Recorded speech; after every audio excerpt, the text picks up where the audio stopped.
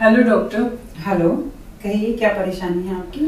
Doctor ऐसे तो कुछ परेशानी नहीं है, बट कुछ जानकारी लेने आई हूँ मैं आपके पास। किस तरह की जानकारी? सब कुछ अच्छा चल रहा है, बट मेरे हस्बैंड एनल सेक्स करना चाहते हैं, जिसके बारे में मुझे कुछ ज़्यादा जानकारी नहीं है। मैं यही जानना चाहती हूँ आपसे।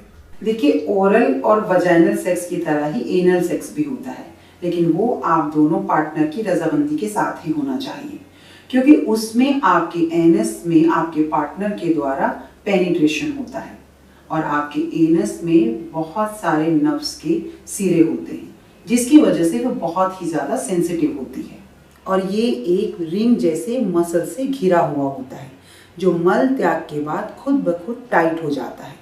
और इसी वजह से अगर कोई महिला first time anal sex try कर रही है तो उसे बहुत ज़्यादा पेन होता है।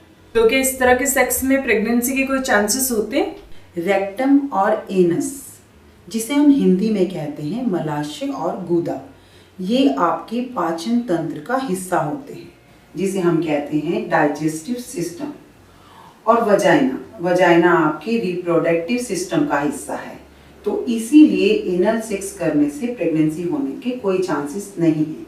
लेकिन हाँ, आपको एक चीज़ ध्यान रखनी चाहिए कि एनस और वजाइना आस-पास होते हैं, तो अगर संभोग के दौरान किसी भी तरीके से आपकी वजाइना में अगर वीर्य चला जाता है तो आपके प्रेग्नेंट होने के चांसेस हो सकते हैं, लेकिन ये बहुत ही रेयर केस में होता है। ओके, तो इसका मतलब ये है कि एनल सेक्स सेफ है?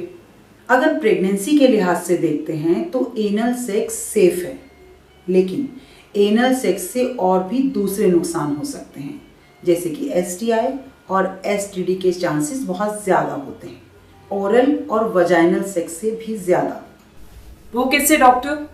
देखिए, रेक्टम यानी कि मलाशय, इसके वॉल बहुत पतले होते हैं और इसमें लुब्रिकेशन भी नहीं होता है और आपके एनस की टाइटनेस इतनी ज़्यादा होती है कि एनल सेक्स के दौरान रेक्टम के जख्मी होने, कटने या छिलने के चांसेस बहुत ज़्यादा बढ़ जाते हैं और इसमें वीर्य जाने से या फिर कोई भी बॉडी फ्लूइड जाने की वजह से आपको सीरियस इन्फेक्शन हो सकते हैं। कुछ बड़े इन्फेक्शंस भी हो सकते हैं, जैसे कि गोनोरिया, क्लैमिडिया, यौन अंगों में herpes, hepatitis B, syphilis, HIV और एनल सेक्स से तो HIV होने के 30% चांसेस ज़्यादा हो जाते हैं। अमेरिकन कैंसर सोसाइटी के अनुसार एनल कैंसर की ज़्यादातर मुख्य वजह होती है HPV इन्फेक्शन, और ये वो वायरस है जो संभोग के दौरान बहुत ही आसानी से एक इंसान से दूसरे इंसान के अंदर फैल जाता है। और उन्हीं की स्टडी के अनुसार एनल सेक्स करने वाले दोनों पार्टनर को एनल कैंसर होने का खतरा बहुत ज़्यादा बना रहता है। और हाँ, एक और परेशानी हो सकती है, अगर आप बहुत ज़्यादा एनल सेक्स कर रहे हैं तो आपके एनस के मसल्स लूज होने लगते हैं, जिससे उसकी टाइटनेस ख़त्म होने लगती है और आप मल को रोक नहीं पाते हैं। और कभी कभी तो इतना होता है कि आप टॉयलेट जाने तक के लिए भी मल को नहीं रोक पाते हैं। ओह, तो डॉक्टर मुझे क्या करना चाहिए जिससे कि सेक्स सेफ हो?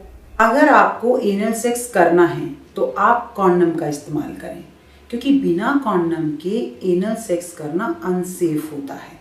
अगर आप लेटेक्स के कॉन्डम इस्तेमाल कर रहे हैं तो आप वाटर बेस्ड ल्यूब्रिकेशन का इस्तेमाल कर सकते हैं, जो आपको पेन से भी बचाएगा और STI से भी बचाएगा।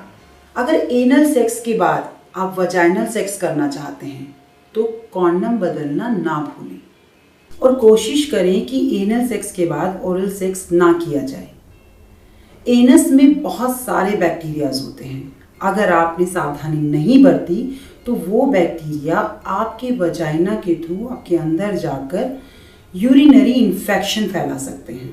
एनल सेक्स के बाद अगर आपको खून आता है या सूजन हो जाती है या किसी भी तरीके का श्राव आता है तो आप जल्द से जल्द जाकर डॉक्टर से संपर्क करें, क्योंकि ये बहुत ही ज़्यादा खतरनाक हो सकता है।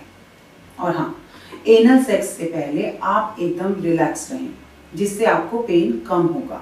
लेकिन अगर आपको पेन बहुत ज़्यादा हो रहा है तो तुरंत सेक्स बंद कर दें। आई होप अब तो आपके सारे डाउट्स क्लियर हो ही गए होंगे। कुछ और भी अगर पूछना चाहती हैं तो पूछ सकती हैं। जी हाँ, सीरियसली मुझे कुछ भी नहीं मालूम था। Thanks a lot. वेलकम।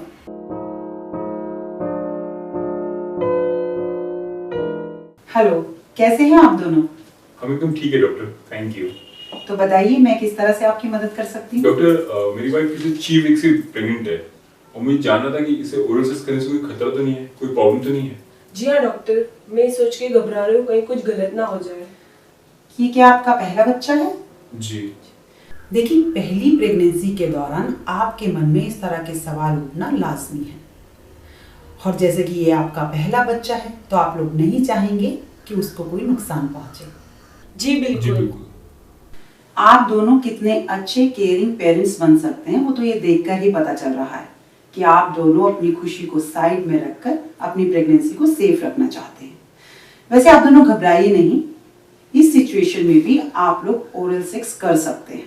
पर इससे इन्फेक्शन तो नहीं होगा ना? और इन्फेक्शन बच्चे तक पहुंच गया तो? चलिए मैं आपको इस बारे में पूरी डिटेल में समझाती हूँ। अगर आपकी प्रेगनेंसी नॉर्मल है, उसमें कोई भी कॉम्प्लिकेशंस नहीं है, तो आप अपने बच्चे के प्रसव के समय तक अपनी सेक्स लाइफ एंजॉय कर सकते हैं। और सेक्स से मेरा मतलब है कि सभी तरीके का सेक्स, ओरल एंड एनल। पर हाँ, कभी कभी प्रेगनेंसी के दौरान महिला में हार्मोन्स की हलचल कुछ ज़्यादा ही बढ़ जाती है और उसकी वजह से उनको कुछ तकलीफें होने लगती हैं, जैसे कि नोजिया, बैक पेन, वजन बढ़ना, इस तरह की कुछ तकलीफें, जिसकी वजह से उनका सेक्स से मन उब जाता है और उनका सेक्स करने का मन बिल्कुल नहीं करता। इसके अलावा कोई और वजह नहीं है सेक्स ना कर पाने की। रही बात इन्फेक्शन फैलने की, तो वो तभी हो सकता है अगर आपके पार्टनर में कोई माउथ इन्फेक्शन हो या फिर माउथ अल्सर हो या फिर उनको जुकाम हो। इस केस में उनके थ्रू आप में वायरस फैलने का खतरा होता है। इस समय पर आपको ओरल सेक्स नहीं करना चाहिए। और इसके अलावा अगर आपके पार्टनर में STI है तो भी ओरल सेक्स के टाइम पर उनके थ्रू आप में बैक्टीरिया फैलने का खतरा होता है, तब भी आपको ओरल सेक्स नहीं करना चाहिए। इन दो केसेस के अलावा अगर आप साफ सफाई का ध्यान रखते हैं तो ओरल सेक्स करने में कोई भी दिक्कत नहीं है। चलो ये तो अच्छा है, हम बहुत समय से सोच रहे थे कि हमें क्या करना चाहिए, अब जाके हमारे डाउट्स क्लियर हुए हैं। तो डॉक्टर, इसमें कोई और भी सावधानी जो हमें बरतनी चाहिए? जी हाँ, जैसे कि मैंने आपको अभी अभी बताया कि आप साफ सफाई का बहुत ध्यान रखें, ओरल हाइजीन के बारे में। और इसके अलावा एक और चीज़ का ख़ास ख्याल रखना ज़रूरी है। जिस वक्त आप ओरल सेक्स कर रहे हो उस वक्त आप अपनी वाइफ की योनि में हवा ना रोकें, क्योंकि झटके से प्रवेश की गई हवा एक एयर बबल के रूप में उनके ब्लड वेसल्स को ब्लॉक कर सकती है, जिसे हम एयर एम्बोलिज्म कहते हैं, जिसकी वजह से आपकी वाइफ और आपके बच्चे की जान जाने का खतरा हो सकता है।